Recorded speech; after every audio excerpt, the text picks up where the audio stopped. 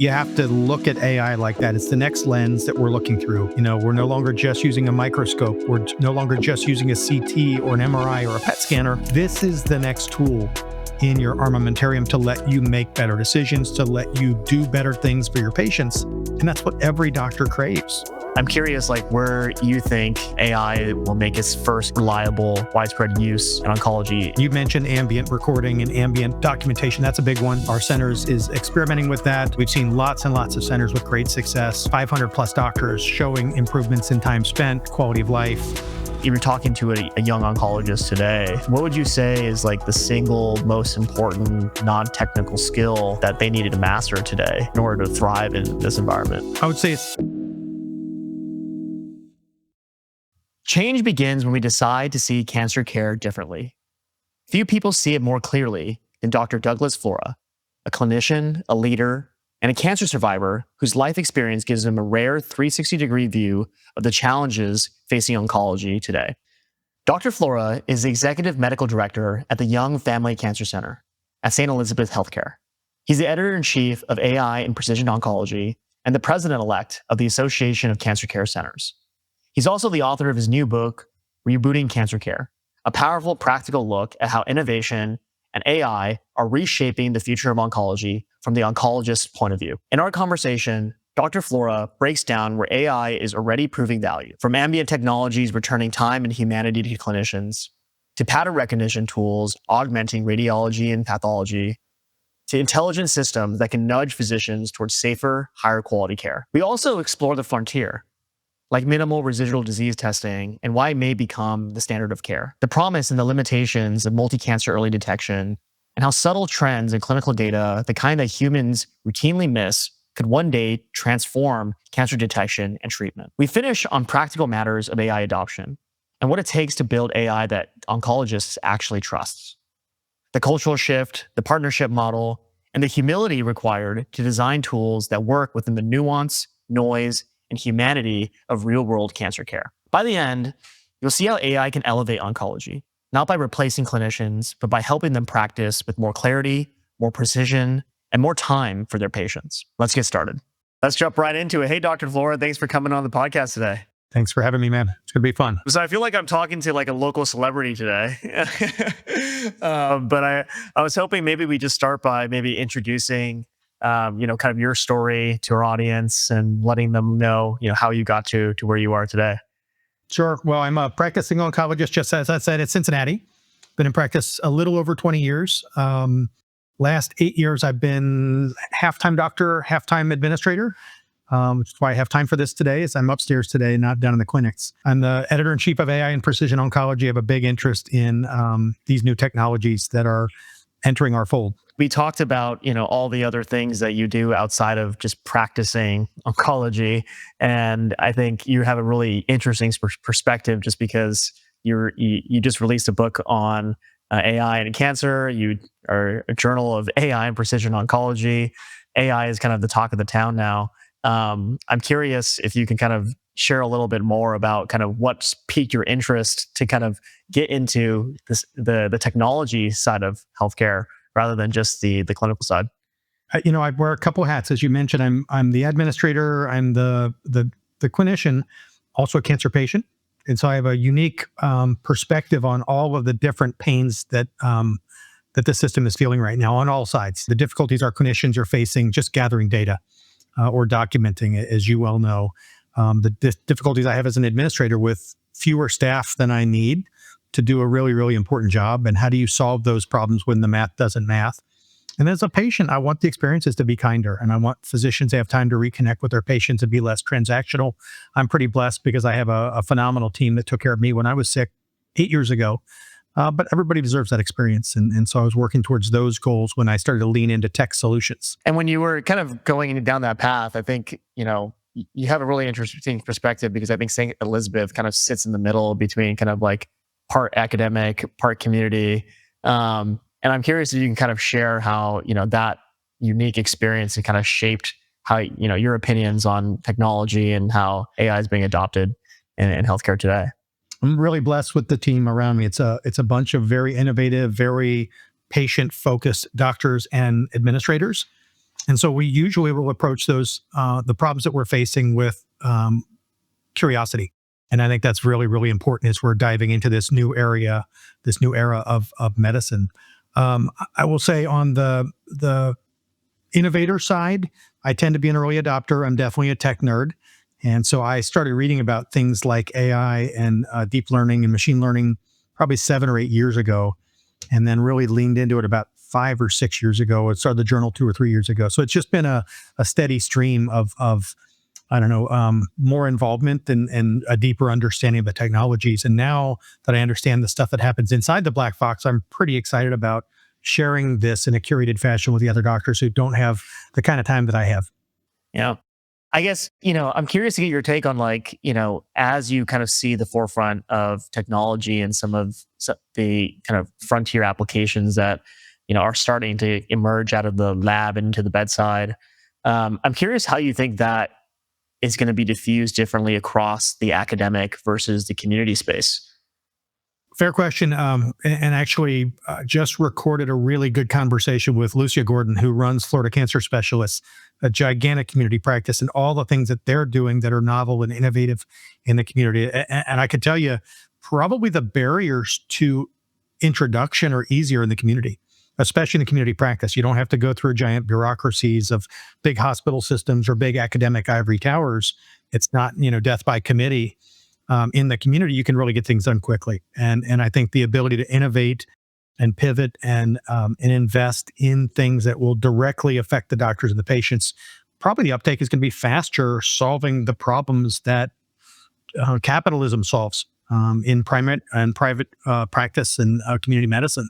It's a perfect lead into, I think, one of the main topics today, which is the new book that you just published, talking about rebooting cancer care. I'm curious if you can kind of share a little bit more about kind of what inspired you to write the book, what the book is about, and maybe, what is the single most important message you want every practicing oncologist, every healthcare executive to take away as they're reading it? Well, first, I wrote the book I wish existed because when I was reading about this, I found all sorts of hype, and I was really having trouble separating the signal from the noise. And so I wanted to write from the perspective of a cancer doctor, the practical approach.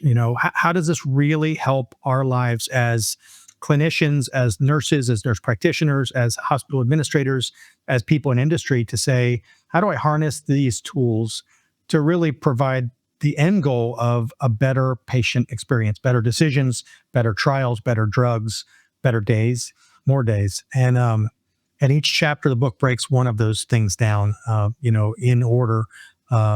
Whether you be interested in drug discovery, drug design, or clinical trial conduct, or how to get out of the office earlier so you can get to your kid's soccer game. That's the stuff that I wanted to cover in a book that I couldn't find anywhere else. In the book, one of the things you talk about is like actually driving the adoption and kind of the rollout of this technology. I'm curious, like where you think, AI will make its first kind of widespread, kind of reliable, widespread use in oncology. Is it really on kind of the early detection side that you talk about, the treatment planning side, the administrative side? We at DeepScribe obviously work mostly on the administrative side, automating the documentation piece. But I'm curious where you see specifically the first widespread use of AI you think is going to happen. I'd say a couple different areas that are already ready for prime time. You mentioned ambient recording and ambient documentation. That's a big one. Our centers is experimenting with that. We've seen lots and lots of centers with great success, 500 plus doctors showing improvements in time spent, quality of life, charts closed before the patient hits the parking lot. And all those things I think are going to be table stakes in a year or two where physicians just have to make that investment, or their healthcare systems do, because that's a very, very finite bottleneck in cancer doctors. We're going to have doubling of the cancer rates and cancer patients by 2030. We're certainly not doubling the number of oncologists. And so that math doesn't math. Number two, I'd say definitely the pattern recognizers have arrived. Over-reading radiologists, helping augment pathologists with digital pixelated slides are here for sure, here to stay. And in every trial that I've come across in the last 2 or 3 years have augmented our sensitivity, our specificity, And the clinicians who are gaining comfort with them are huge fans, and probably the ones who are banging the drum the loudest for, yes, this is a great solution for the problems that face me in my day. And then the third one probably is leaning forward a little bit further. And I think tools like yours, as you guys start to get into iteration number 25 and 28 and 32, probably will be using more choice architecture and more nudging to actually help us recognize signals and noise, not just serving as the recorder or the instrument maybe, but helping us with the whole orchestra, playing the melody, playing the music. Hey, Dr. Flora, are you aware that I've detected that the hemoglobin has dropped 4 consecutive visits? You want to pay attention to that. The patient's mentioned fatigue 3 times, or you've talked about getting that MRI, but you actually didn't order it. Do you want me to order that for you? And those sorts of steps, I think, are coming soon. So it's not just the ambient listening, but it's the sort of the agent acting. The third part about kind of having this omnipresent assistant that will help you make better clinical decisions and also just help you be better at the bedside. It's kind of this umbrella term that encapsulates a lot of different things that you need to build along the way to kind of create the seamless experience. What do you think is the first place that companies like us should start? Is it something on the clinical side, something more on the administrative side, something more like a safety net? I might even step back and say assemble the right team, right? You guys are being asked to make very important big bets right now without seeing the future. Large language models are changing so much in 3 months. They're just leapfrogging each other now. And what you can do with video education today versus 3 weeks ago is crazy. And so I think it's very challenging for you as you run a company to make those big bets without really involving the end users a lot. And I don't mean like a quarterly scientific advisory board with 12 people on Zoom as they're typing their notes for the day. I mean, really integrating, a couple-day workout with clinicians and saying, what are the real problems that make you cry? What are the real problems that we should focus our attentions on? Because you're going to have clinicians like me who say, you got to make it 100% transparent, but invisible. And I know that that's impossible as an engineer. I get that. But that's where the dialogue between us saying, you're actually spending $600,000 developing a solution for a problem that isn't even on my top 20. I'd love to save you that $600,000. And could you spend it over here and put your engineers into solving this thing? For you guys, probably prior auth is the easiest one, or document rev cycle management, or coding and billing, the least sexy things in the world of computer coding and billing is probably the golden goose right now for a lot of us, because we don't really do it well. The insurance companies are using these tools to deny our treatments, and we need to keep up in sort of this arms race to say, let my AI talk to your AI. And I think whoever figures that one out early amongst the scribes of the world probably has added that functional usability that is a differentiator. Yeah, prior auth is definitely on the very close to the top of the list of what everyone always asks for. Yeah. But yeah, I totally agree. I think when we make the biggest leaps in our product, it really starts from a simple idea or a small interaction that we have with an oncologist that they don't even realize that they're really making. And I think the hard part for us is, how do we actually turn that into kind of this repeatable playbook where we can get kind of a community of oncologists to really engage in partnership with, technology vendors to be able to build the products that they actually want to see.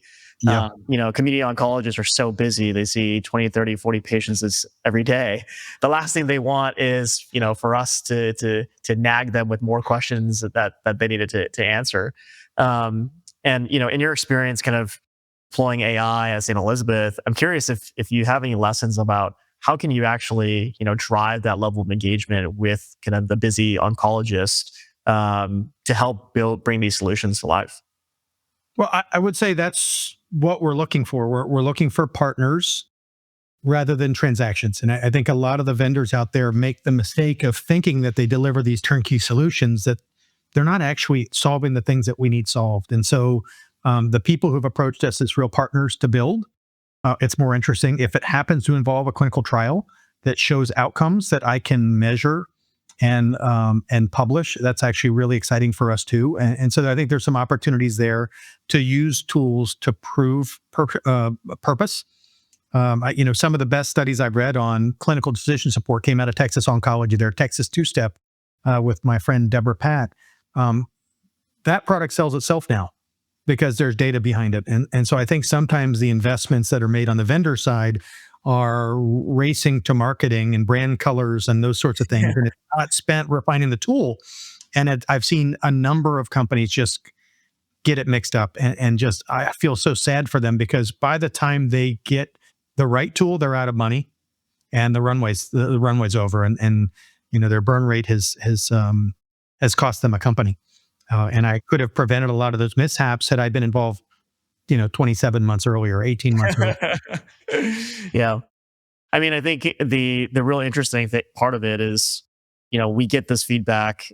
I think we've designed kind of an interesting playbook to try to get this feedback. It really is like molding itself to how a lot of these organizations are structured. You're now starting to see a lot of these AI governance committees, these AI implementation committees, subcommittees of early innovators and adopters like you that are actually portioning out their time to be able to opine on the technology that the organization is adopting or how it should be developed. And I think that provides a very constant stream of feedback that allows teams like ours that are taking agile approaches to plan and actually invest resources in a way that it actually makes sense. But I think where we actually find the most value is if you kind of also put something in the bookend of that, and you also, for lack of a better word, kind of forward deploy the engineers after you've implemented the solution. Because what you tend to find is that, I feel like feedback from early adopters like you tend to be very different from the laggards that we had to convince 5 times to try the product. And sometimes, for us, convincing the laggards is the best proof or the best clinical trial that the other doctors are looking at to say, hey, should I jump on board?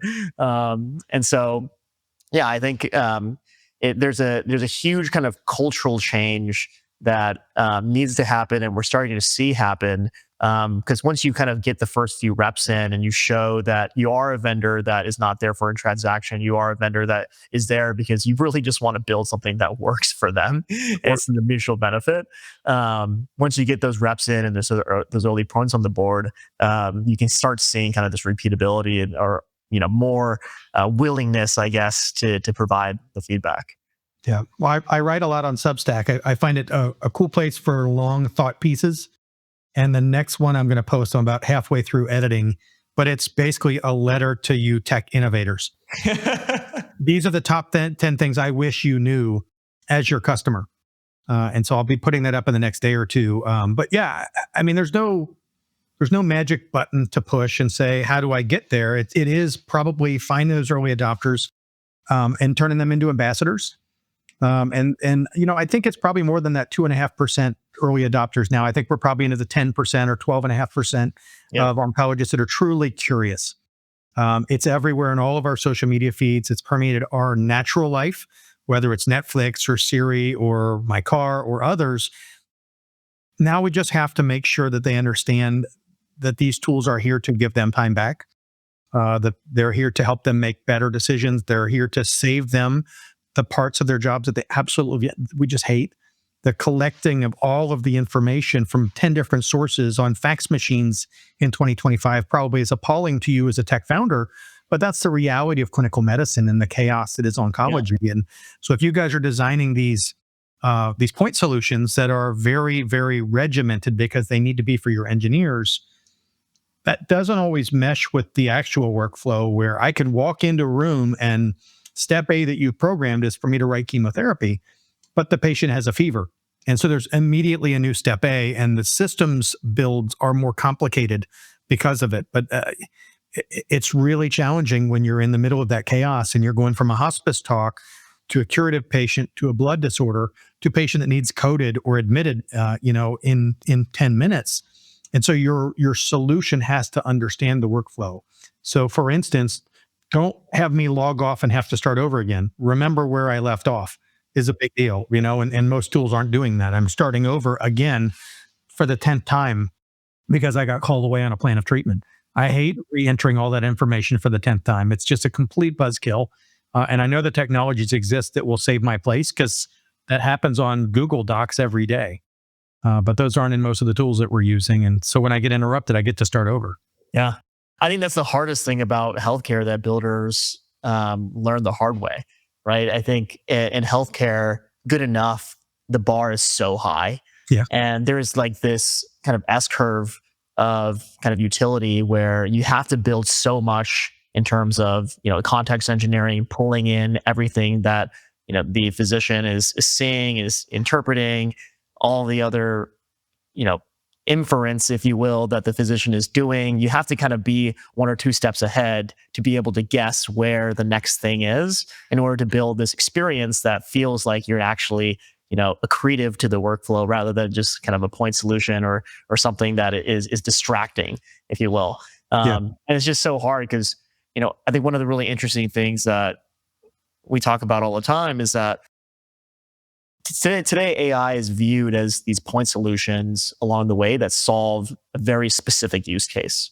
And the power of these applications and technology is this ability to traverse huge amounts of data and identify patterns that are incomprehensible to humans.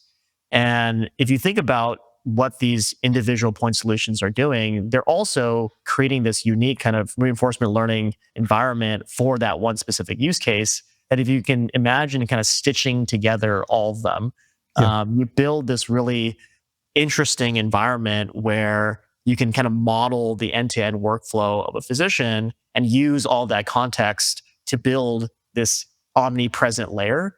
And that omnipresent layer, I think, really is what people, a practicing oncologist, think of like, this is what we should be building. But in order to get there, you have to really stitch together all the pieces, add them all together in a single context layer, and then build this system where it's able to kind of predict the next thing without distracting the physician. Yeah. And I think the context is huge. It's getting better, right? What you can do now on Gemini versus, even 6 months ago, it's phenomenal. And now, I don't know if you've done this, you can ask it about yourself. What are my greatest fears? It's terrifying because it's dead on, and I realize I use about scared to do that. I use about 4 or 5 different models every day, depending upon the use case that I'm using. And they all know me pretty well, and they all came up with the same answer. And that's alarming and good at the same time, that you are getting these context windows of a million tokens, pretty soon to be 10 million and a billion and a trillion. And that's not going to be the rate limiting step anymore. Yeah. I think the interesting thing to think about too is that I think AI today is viewed as almost like a discretionary tool, right? I think a lot of people still leave it up to the end user to decide whether or not they want to use it. I'm curious, like, at what point do you think it becomes such an important strategic imperative in order to fix, a lot of these I would say, public health crisis in healthcare, where people start viewing these AI tools as a strategic imperative, something that is a standard of care and needs to be adopted, not as a discretionary measure, but something in order to provide the best care possible to the end users. Am I allowed to say 2 years ago? I mean, I've been talking all over the country about this, and I think probably the easiest thing that I could say for entree into this world is just get curious and get in the sandbox and start playing around. The deepest critics, if you spend an hour with them, teaching them what the tools actually do when they're appropriately prompted, become your biggest ambassadors. My wife is one of those. My wife is a brilliant CFP, a CPA. And for years, I've been telling her, why don't you just do this on GPT? I mean, literally, most nights in my bed, she's on her laptop, I'm on my laptop, and she's working on something that's taking forever. And she's discovered that in the last couple months. And now she's writing 2-page prompts, and they are killer. They are doing things that no human could do. And she's finally recognized the promise, but she had to find it for herself. So what I've been trying to say is, don't even necessarily feel like you got to buy something. You got to jump to do a product or start there. Start by upskilling your entire workforce. Most of us are on Copilot. We're stuck there because it's sort of safer for healthcare. Spend 4 hours teaching your management team how to do things on Copilot. instead of one more exercised in trust falls and, something that we talk about like burnout or emotional intelligence. Those are important, but Mhm. you could fix most of the problems that are causing burnout if you spent 4 hours sharpening the saw and just training the people on the tools that would save them from the very burnout you say you care about, instead of another meeting about, you know, emotional quotient or something, and I like those things. I'm a very sensitive guy, but I think on the priority list for healthcare is we've got to embrace these strategies. And the first step, the lowest rung on the ladder, get people to start using the tools, whatever brand, whatever large language model, whatever GPT equivalent it is. I don't even care. You have used a lot of them. I've used a lot of them. Some of them are great at certain things. I'm sure you guys are coding like crazy into Claude. Great. I write a lot. I love Claude. But when I do heavy thinking, it's deep learning on GPT-5 or more thoughtful stuff on the new Gemini that just launched. And I don't expect everybody to be dealing with these tools at this point like that. Just pick one, stay with it, figure out what works for you, and give it some context so it can start to build for you. Yeah, I think the evolution of work is such an interesting topic, especially in healthcare, right? As oncologists, you go to school for nearly a decade to practice healthcare, and through that decade, you get so ingrained into how you do the work, and this technology really is a moment that I think forces people to have to reimagine how they view their work. Um, I'm curious how like what you think about how, like, if you're talking to a young oncologist today, right? Like, what would you say is like the single most important non-technical skill that they needed to master today in order to thrive in this environment? I would say it's never been more critical to be a critical and curious learner. This stuff is coming fast, and you have to invest the same amount of time that you did learning immunology or genetics a couple of years ago when those were revisited upon us. None of us had seen those for 25 years at med school. Second year med school was the last time I talked about immunology. Now I'm an immunologist, but I put in the time to understand how these things work. And I think that you have to look at AI like that. It's the next lens that we're looking through. We're no longer just using a microscope. We're no longer just using a CT or an MRI or a PET scanner. This is the next tool in your armamentarium to let you make better decisions, to let you do better things for your patients. And that's what every doctor craves. We want it with efficiencies.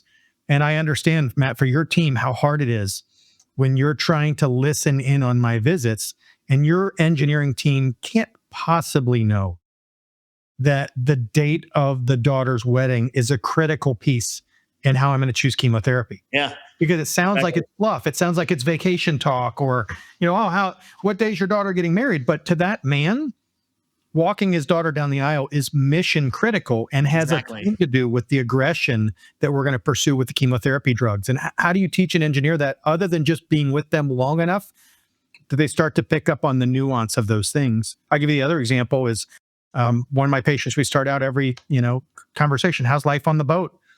She lives 3.5 hours away on a houseboat in a big lake and loves it there. That's her happy place. But she insists on driving back to me for treatments.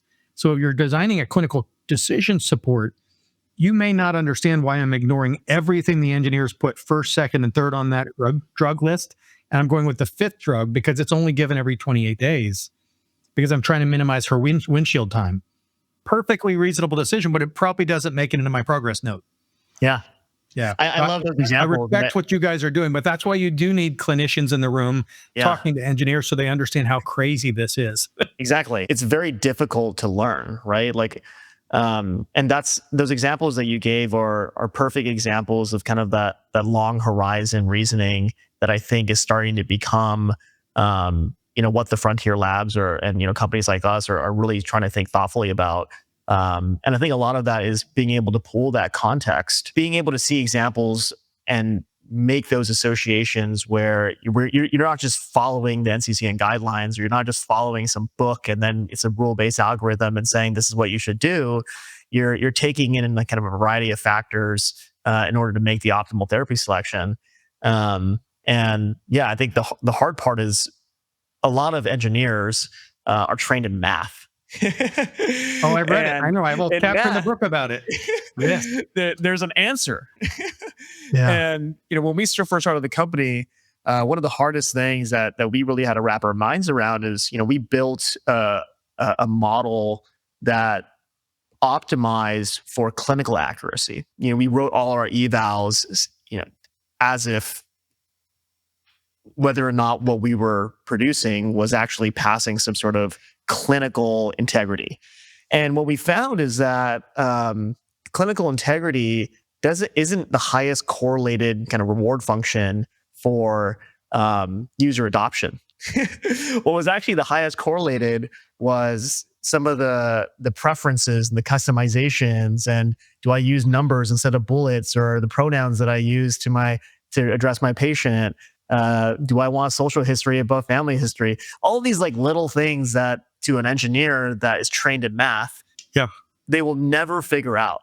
And it wasn't really through conversations that we had with physicians like you that say, Matt, like you need to unshackle yourself from what you're trained in and realize that what you're building is something for healthcare, and it's a completely different environment. It's all gray and very little math. And I know that you guys have to assess a probability of the next likely word, but our patient doesn't. And that's just the way it is, and you're going to find that. And I don't know if AGI fixes that. We actually have a true oncologist embedded as the ghost in the machine. Maybe we're 5 or 6 years away, 7 years away from that. But I will tell you, in the meanwhile, just generating insights like this with physicians in your employ, dictating the things that entered their head would be helpful. Yeah. Just as you're reading through this, I'm just going to give you a live stream of what I think as I'm walking through. And I don't mean the user interface. That's important, but you've probably already done that with 15 doctors. But more of the decision making and how information is used is not intuitive. And that's why it takes 12 years to do it. It's why you still apprentice. Because if it was all guideline based, we should all be the identical oncologists at the end of our training. Yeah. We all take the same boards, right? Yeah. What you understand is that it's that human aspect of communication and the things that you can't possibly capture with a microphone. The daughter getting hives on her chest because you're sharing information too much. The husband is getting vagal 2 seats over, and you see him starting to gray out, and you've said too much. I can't teach your engineers that, but when you find that the tools don't work as well as they've been designed, that's because the patients don't either, and the doctors don't either. We're literally, the entire visit can change if you find out that the granddaughter's pregnant. Yeah. The entire conversation is different than the engineers engineered, because we don't talk about cancer for the next 15 minutes.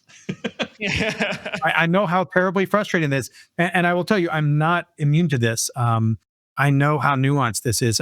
Buddies and I started a company that basically is being hired by 10, 15 different companies to be that scientific advisory board, that fractional group of doctors that speak engineering and clinician. So I know that there's a need out there, and there are dozens of doctors that are really, really good at both.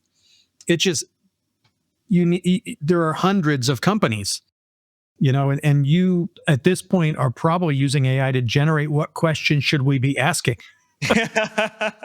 Yeah. How do I interview? Yes. Yeah. Right. The hard part is these physicians, like I said, the threshold for good enough is so high. And, I always tell my team, you don't have a second chance to make a first impression. Right. And in order to get the relationship with our end users to the point where they are offering us that feedback and saying, hey, this is actually what I would have wanted the model to do. Right. And here's why. And here's where I found that information. And having, that relationship where I can get, hundreds, if not thousands of examples to actually build a model around requires us to build a product that meets this super high threshold. Right. Yeah. And so I think a lot of it is just around the culture and the philosophy around how providers work with technology partners, right? It's really viewing them as part of the clinical team trying to build something together, Yep. rather than just like a vendor that's here to try to sell me a product. Yeah, I would tell your sales team that that is exactly true. And there's an article, a great article in the New Yorker from, I don't know, maybe a dozen years ago that is worth looking up for you as a CEO. It's Atul Gawande.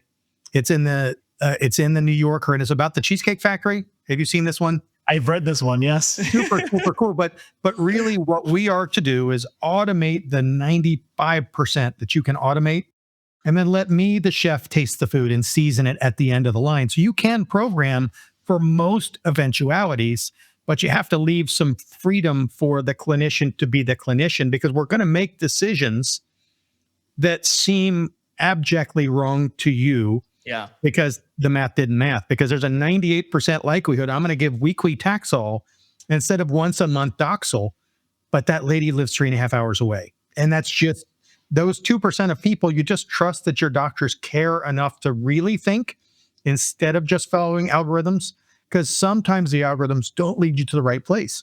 One of the things that we spend a lot of time at DeepScribe is building evals. We always have this internal question of like, what is a true measure of success, right? On one hand, you can look at traditional metrics like precision recall.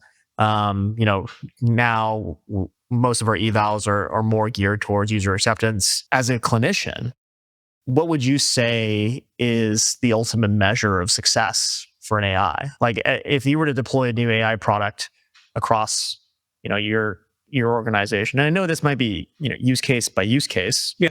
But what would you say is like the ultimate measure of success? It does depend upon the audience. I'd say the ultimate measure is, does it improve the quality of the patient's care? And that can be the quality of life. That can be the quality of outcomes, the quality of decision-making, the quality of data presentation to that doctor. Because if you can give me 8 minutes back that I spent looking for a PDF in the media tab to spend with that patient's life is better. That experience is better. And I go from being a chemotherapist to really practicing the art of oncology, which is what we aspire to. And there are lots of proxies for that. Time saved, loss of pajama time, time in chart. I think you guys are headed in the right direction with the way that you're going to support the inboxes and those sorts of things. But really, ultimately, what we view as a success is something that augments my ability to care for my patient. And if you can earn that trust, we're all in, and we want those things desperately. We're looking for those things, but they're few and far between. I think the struggle for you guys as the developers is every other tech bro is just like, just get the MVP, baby. Like, get this out. We'll iterate. We'll get version 12, version 30, and that just doesn't work in healthcare. Yeah. Because your minimal viable product has to be really well cooked. Exactly. I think that's the hard thing when you put a bunch of 23-year-old programmers in a room and they've come from other industries. They're like, wait, what? This would be like the final version, 2 years after we've launched. And we got to do this before we launch. We don't even know what they want yet, and I get why that's so weird in the tech community. But it's the reality of healthcare is we are stuck where we've got one foot in the canoe and one foot has to stay on the dock, where we can't afford a single hallucination or a person dies. That's completely different than what show am I going to watch next, or what song is going to populate my playlist. One of the conversations I have a lot with oncologists is how humans tend to hold technology to a higher standard than themselves. And I think one of the most important lessons from that is, this technology is still relatively nascent. And I think the impact that this technology will have on society, on healthcare, on access, those are, I think, still to be seen. I think we're starting to see some green shoots around it. But unless we get through this phase where we're not just discounting technology because it's not perfect out of the gate, right? I think we're just pushing that timeline back for us reaching that final state. Yep. And it's a huge disservice to ourselves. It's a huge disservice to the patients. And it's just a very difficult line to walk, right? Because ultimately, you're right. Like a hallucination that ends in, it could be life-threatening, right? Your So point's well taken, though. Doctors are making those mistakes today. yeah, And we talk about ethics and bias in the training sets. Doctors have bias today. So the control group that you guys are being compared to is too perfect. That's probably not fair. And that's a reality of just doctorhood anyway. yeah, But there are tons of mistakes made every day. There are people who are very well intentioned, who are very well trained, who are making decisions today that are probably under treating the first call with a fever. And that patient has a high likelihood of being admitted 4 days from now with sepsis. I can't wait till we can automate that better. And we're getting there. That's the clinical decision support that's not quite ready for prime time. I think where we earn the trust is the back of the store functions, the less life altering ones like coding, billing, ambient dictation, rev cycle, prior auth. People don't die if there are hiccups. yeah, That's where you earn the trust of the hospital administrators that are writing the checks for vendors and for tools and solutions. And that's an ROI that they're looking for, the COOs and the CFOs of companies trying to say, can you save me 34 minutes a day for an oncologist? This is one of my most expensive employees. And if you can prove that, there are enough people starting to experiment now that I think you've already kind of gotten over that groundswell or are about to. yeah, Where that's, like I said, that'll be table stakes in a year or two. You're going to have more people than you have time to install. I know that's a good problem to have, but the next step is how do you stay ahead of the curve when everybody has ambient something? exactly. That's that. Yeah. You and I have talked about that before, and that's where the magic probably will happen. Is you say, we've only got this much capital. Where do we invest it? What's the next movable target that we think is still going to be there when we get there? Yeah. I mean, I think you're right. Like a lot of these non-life threatening use cases that are high value are the easiest ones to go and get early wins on the board and show that you're a trusted vendor, show that you can build something that, physicians really love. But standing on that bleeding edge, I know that the next step is going to be, how do you do something where you are starting to threaten lives? You are starting to get into the territory where mistakes can be life threatening. But ultimately, like, we know that that's where we all want to go, right? We all want to go to the happy ending. But Yeah. as you kind of approach the bleeding edge, you start really having to ask yourself, what is the first direction, we take this? I'm curious, I heard in some of the other podcasts that you did, and I think it's in your book, talking about MRDs, liquid biopsies, early detection. I think a lot of the bottlenecks around that today is really like, who pays for it, right? And what is consensus around the clinical integrity of it? Do they actually work? Does it actually impact the patient outcome? I'm curious how you think about like experimenting and budgeting for experimentation as an administrator of St. Elizabeth. Is that something that you guys kind of actively put aside? Yeah, I mean, I think that it's critical if we're going to change the paradigms of healthcare to say it is less expensive for the world, less expensive in lives cost, less expensive to employers, less expensive to federal government, Medicaid, whatever, to treat these cancers earlier. So if we just say, let's apply the pattern recognizers, whether they be for mammography, MRI, CT, PET, any of the above, or with a tighter lens, ctDNA, everybody in that equation wins when cancers are detected earlier across all tumors. We can quibble about when the tests are good enough, sensitive enough, specific enough, fewer false positives, but I would argue that we don't hold mammography to that same standard. Mammography is missing 20 out of 100. 92% of people getting biopsies, it's a false positive on the mammogram, and it turns out to be negative. So again, manage your hard, right? Which hard is harder? And in this particular circumstance, I'd love to see interventional trials, and there are some going on right now, some in breast especially. They're called treatment on molecular progression, where in the post-operative setting, women's therapies are being escalated if they go from MRD negative to MRD positive. We know that's a terrible prognostic indicator. They're having their adjuvant therapies doubled by adding another pill. And those MRD tests are often going back to negative.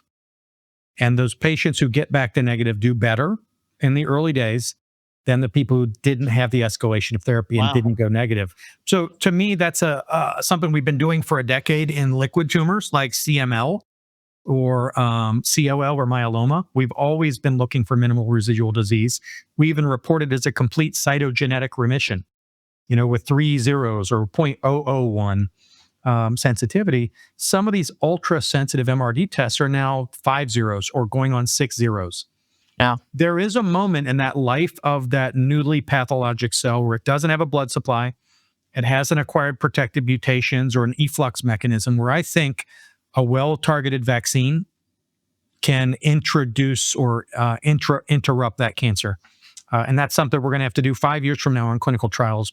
The ctDNA MCED tests, the early cancer detection tests, still leave a lot to be desired so far in terms of their levels of sensitivity for early stage disease, because most of those early stage breast cancers or prostate cancers or whatnot don't actually shed the thing that we're testing for at the quantities that we need to detect.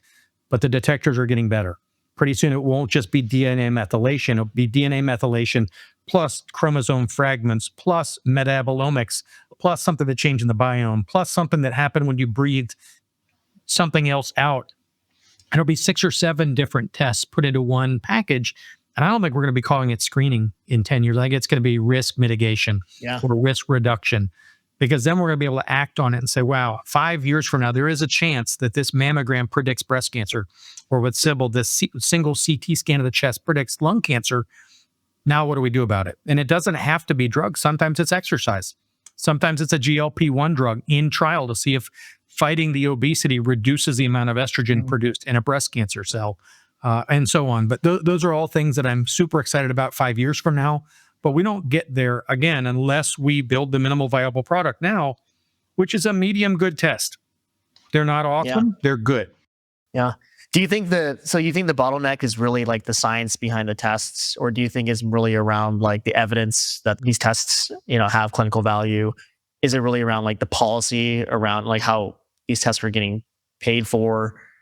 What do you think needs to be true in order for this reality to come sooner? I'll say the technology at large that we're talking about is ctDNA, right? I would say MRD now has 300 plus publications, and MRD for certain diseases, in my opinion, should be standard of care, and is, according to some guidelines. And some studies just came out at ESMO very recently that will change the way we treat bladder postoperatively as well. So I think minimal residual disease is coming this year. I think the ctDNA that is predicting or screening for cancers, some companies call it MCED, multi-cancer early detection. Some call it early cancer detection. To me, those are incredibly, incredibly promising.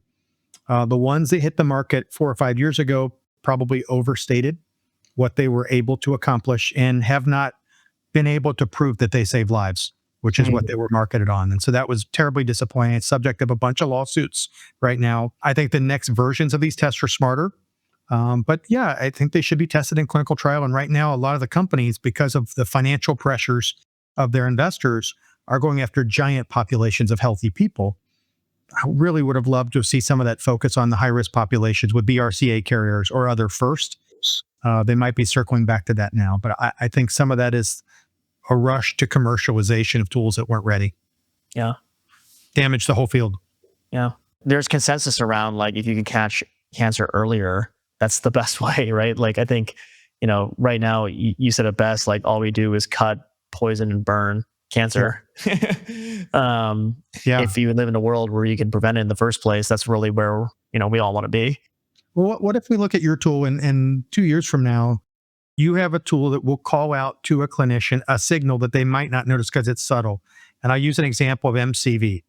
MCV is in a blood count. It's almost every patient has it tested. The MCV starts to go down when you become iron deficient. Okay. Even a normal MCV that's 12 points lower than 2 years ago is a cause for concern, because it means that probably the body's conserving iron and making smaller red cells.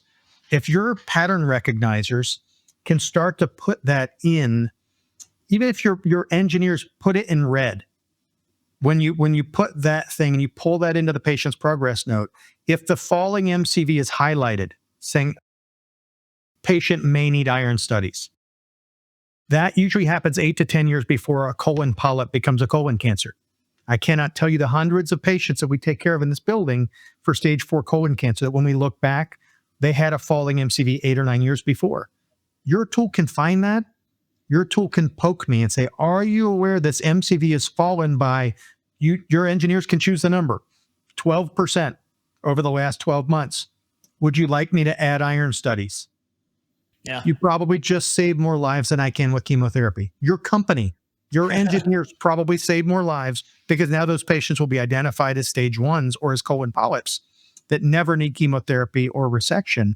I think that's the power of the tools that you're building, is when you can be the pattern recognizer and start to nudge us to find that signal in noise, because your computer never sleeps, right? The compute doesn't get tired. It doesn't fight with its wife. It doesn't get sleepy after lunch. To help us make sure that that patient at 4 o'clock on a Friday gets the same eyes that the patient at 8:30 on Sunday or Monday mornings did, that's when you produce value, right? Yeah. I mean, I always say like the two biggest failures in healthcare is either ignorance or ineptitude, right? Like one, the science doesn't exist, or two, it fails to be applied. If you think about the workflow, one of the biggest things I've learned is that there's a lot of science that does exist. It's just hard to apply it when you're so busy, you're so burnt out, you're dealing with 100 different clicks to find the information you need. And I think the beauty of what we've built, or we're currently building out, is this idea where you can surface the right information to the fingertips of the clinician in context that could potentially be life-saving. And powerful for your guys at work. I mean, that's the huddle in the morning to say, guys, this is mission critical. This is what we're doing here. We're not just laying bricks. We're building a cathedral. And this could save your mom. It could save your sister. It could save your daughter. And that's a powerful mission for people, even engineers. Yeah. It takes a lot to get the engineers out of bed. Sometimes they just work in bed. Well, Dr. Flora, we're almost at time here. And, the last question I ask, it's funny that you actually brought it up during the interview, but the last question I always ask all of our podcast guests is, what is one thing that you wish us engineers knew that we don't today? And, the other way around, like, what is one thing that you wish that more doctors knew that they don't know today? Great question. Well, I'll speak to the engineers in the room first, because I think this is critically important. You guys love math, right? But not the math that you learned in Calc 761. Think about the beauty and the poetry of real math, right? The real stuff that makes mathematicians love math. There's more creativity there, right? To solve the proof that's unsolvable is a thrill. And I would say approach healthcare with that same level of enthusiasm and curiosity. It's just a tougher proof, right? It's a tough proof, but it is solvable incrementally. And you take bites that you can chew, and you program the things that are programmable now until the technologies catch up. And the version of your tool that you have out today is significantly better than the version when you first produced it, right? You got to start somewhere. Same thing for these ctDNA companies. I love them. I am speaking for them. I'm writing book chapters about them. I'm telling everybody who will listen, this is the year of MRD, because I truly believe the tests are that important. And I'm going to be saying the same thing in 2 years about MCED when the tests get better, because they're iterating and they are learning as they go. And now with these AI tools, the learning curves are so much faster. What you guys can code in 24 hours probably took your entire team 2 months before. Yeah. And so we can learn faster than we've ever learned before. The same time pressures you're under, we're under, right? And we're getting 10 years of medicine crammed down our throats in 1 year. It's nearly impossible. So we need you guys as badly as you need us. And I would just say the more time that those two rooms can spend together, probably the better for the final products. Yeah, I couldn't agree more. Yeah. Well, Dr. Flora, I know we're at time. I want to thank you again so much. I really enjoyed the conversation today. Really, truly, it's an honor. It's a pleasure to have you join us on our podcast. Thanks for having me. Thank you. Great conversation. Appreciate it.